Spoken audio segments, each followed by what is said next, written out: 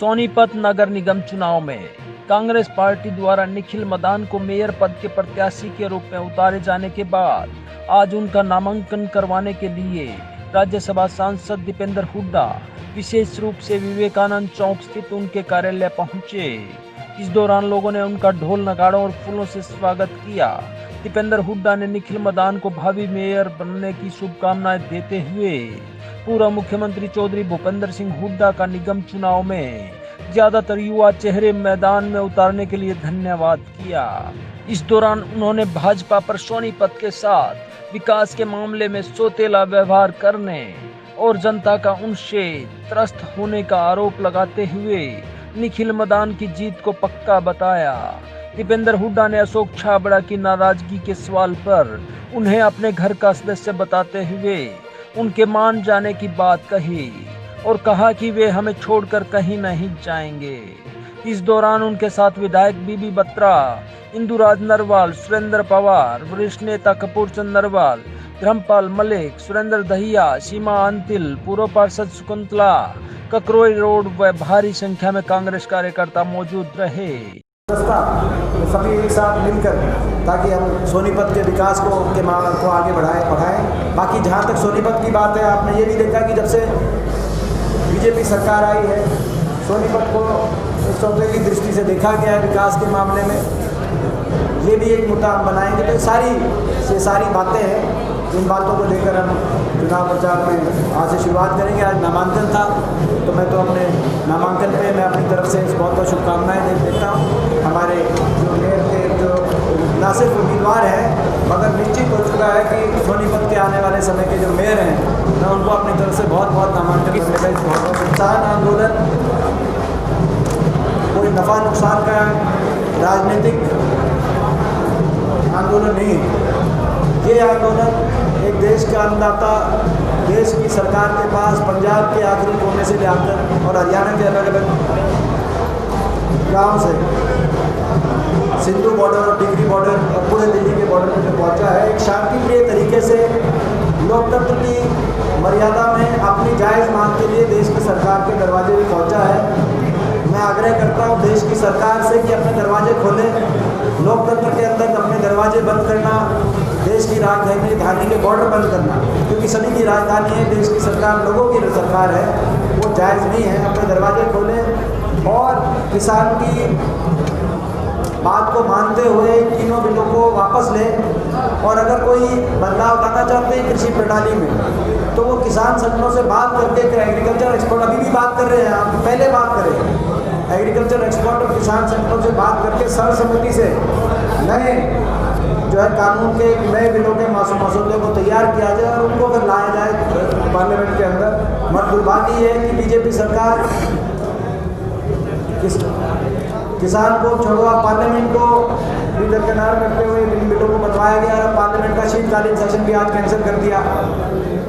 किसान की बात सुनवाई नहीं हो रही, कोई पार्लियामेंट नहीं है, तो फिर जो है जनप्रतिनिधि कहाँ बात किसकी वकालत करेंगे? लोकतंत्र मैं समझता हूँ तो ये लोकतंत्र के लिए अच्छे संकेत नहीं है।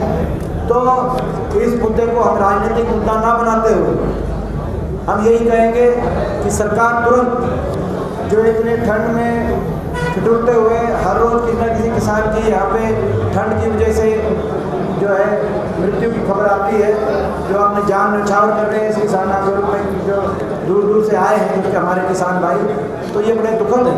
और सरकार इस बात को देखते हुए तुरंत समाधान निकाले किसानों की बात। लेकिन बीजेपी तो कह रही है दीपेंद्र जी की कांग्रेस और विपक्षी दल है वो लगातार इस आंदोलन को हवा दे रहे हैं। नहीं तो ये अगर मैं ये पूछना चाहूँगा कि क्या अकाली दल जिसमें इस आंदोलन में समर्थन वापस लिया, क्या हरसिमरत कौर और प्रकाश सिंह बादल वे कांग्रेस की सदस्यता ग्रहण कर चुके हैं? क्या जो इनके बीजेपी के जो एक और सहयोगी दल हनुमान बेनीवाल हैं, आरएलपी पार्टी राजस्थान की, जिन्होंने कहा कि समर्थन वापस लेंगे, क्या वो कांग्रेस के अंदर शामिल हो चुके हैं? क्या जो है अरविंद केजरीवाल भी कांग्रेस की सदस्यता ग्रहण कर चुके हैं, क्योंकि आम आदमी पार्टी ने भी इसका समर्थन किया है? क्या निर्दलीय विधायक, जो 3 निर्दलीय विधायक हरियाणा के, जिन्होंने इसमें चाहे वो सांगवान की हो, चाहे जो, तो क्या वो सुन रही थी, तो क्या वो कांग्रेस में शामिल हो चुके हैं? क्या जेजेपी के विधायक, जिसमें जोगीराम सियाल जिन्होंने चेयरमैन बनने से मना कर दिया, रामकरण काला जिन्होंने सपोर्ट किया, देवेंद्र बबली जिन्होंने सपोर्ट किया, राम कुमार गौतम जी जिन्होंने सपोर्ट किया, क्या ये सारे कांग्रेस के अंदर शामिल हो चुके हैं? अगर ये हो चुके हैं तो यानी कि सरकार अल्पमत में आ चुकी है, अविश्वास प्रस्ताव में लाने की इजाज़त दी जाए और यानी कि सरकार हरियाणा के अंदर आज अपना जनता के विश्वास के बाद विधानसभा का भी विश्वास खो चुकी है। मगर ये कोई कांग्रेस की बात नहीं, ये देश के किसान की बात है और देश का किसान अपनी बात रख रहा है। इसको राजनीतिक दृष्टि से अगर ये सरकार देखने की कोशिश करेगी और इस तरह के राजनीतिक आरोप प्रत्यारोप सरकार लगाने के प्रयास करेगी, तो वो मैं समझता हूँ वो ना तो किसान हित में है, ना वो देश हित में है। ये सरकार आंखों में अपनी खुद की पट्टी बांधकर देश का और अपना स्वयं अपने अहंकार में अपना नुकसान करने का काम करेगी। चौटाला जी कहते हैं कि एमएसपी नहीं होगी तो हम समर्थन वापस लेंगे। देखिए, वो जहाँ तक जेजेपी पार्टी है, जेजेपी पार्टी इसमें पूरी तरीके से एक्सपोज हो चुकी है। वो कहते कुछ है, करते कुछ है। वो कह रहे थे कि बीजेपी को सत्ता से बाहर करेंगे, जमुना पार करेंगे, मतलब जाके उनको सपोर्ट करके सरकार बनवाने का काम उन्होंने किया। और अब किसान और उनके जेजेपी पार्टी के एक नेता ने कहा कि भाई जो है, आपने देखा होगा कि राष्ट्रीय उपाध्यक्ष, जो इनके राष्ट्रीय उपाध्यक्ष है, उनका बयान है, उन्होंने कहा कि शहरों में ये निकाय चुनाव हैं, यहाँ जो है 99% लोगों को किसान से कोई वास्ता नहीं, इसलिए हमें नुकसान नहीं होगा। तो ये मैं बड़े दुर्भाग्यपूर्ण ये स्टेटमेंट मानता हूँ। तो ये जेजेपी पार्टी की ये स्टेटमेंट, क्योंकि आज किसान से सारे जुड़े हुए हैं, हर कोई किसान जो है, अगर कोई खेती नहीं करता तो खाते तो सारे ही हैं। आज किसान का दर्द सबका दर्द है। मगर ये जो जेजेपी पार्टी के राष्ट्रीय उपाध्यक्ष केसी बांगड़ जी ने जो स्टेटमेंट दी है, ये इससे जेजेपी पार्टी का दोहरा चेहरा दिखाई देता है। इसीलिए हम मांग करते हैं कि अविश्वास प्रस्ताव विधानसभा में हमें लाने की इजाज़त दी जाए, ताकि दूध का दूध पानी का पानी हो जाए, ये क्लियर हो जाए कि कौन सा विधायक कुर्सी के साथ खड़ा है और कौन किसान के साथ खड़ा है।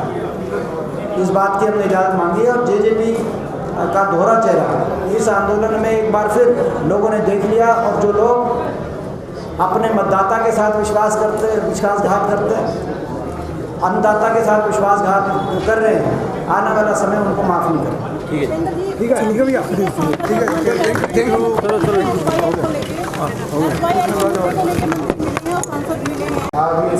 हमें पूरा विश्वास है। वो हमारे घर के आदमी हैं।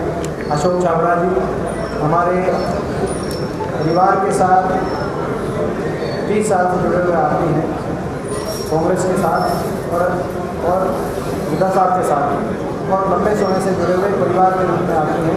मुझे अभी भी पूरा विश्वास है कि जो है उनका पूरा मान सम्मान रखना हमारा फ़र्ज़ है, कर्तव्य है।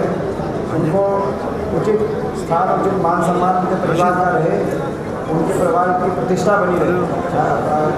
अशोक छाबड़ा जी की भी, मेरे भाई अनुज की भी, ये हमारी जिम्मेदारी है। हम उस चीज़ को जो है पूरी कोशिश करेंगे कि हमें पूरा विश्वास है कि वो साथ रहेंगे। वो कहीं लगातार एक के बाद एक घोटालों का निगम के माध्यम से घोटाले सामने आए।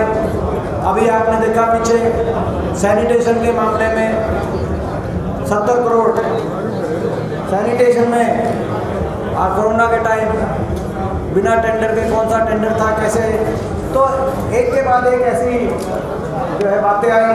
किस तरीके से प्रॉपर्टी टैक्स लगा दिया गया और लोगों का लाखों का प्रॉपर्टी टैक्स लोगों के हाथों में थमा दिया गया। और सोनीपत चाहता है कि एक विकास की तरफ, उज्जवल भविष्य की तरफ अपने कदम बढ़ाए, और इस तरह के भ्रष्टाचार के जो काले बादल जो सोनीपत में मंडरा रहे बहुत लंबे समय तक,